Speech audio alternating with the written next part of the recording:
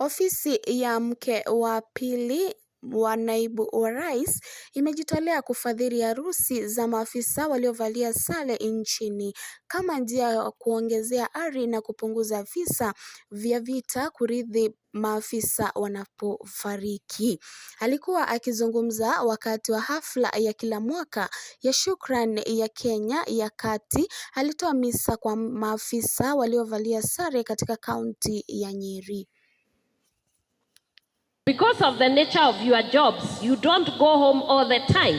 You are out there, as you are saying. So you get families, sometimes you don't introduce them to your parents.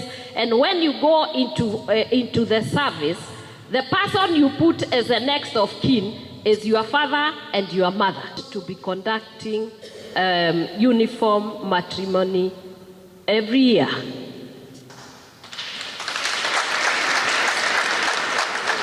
And we'll see how we can fund it so that there is no excuse. All you need is to wear your uniform and bring your wife.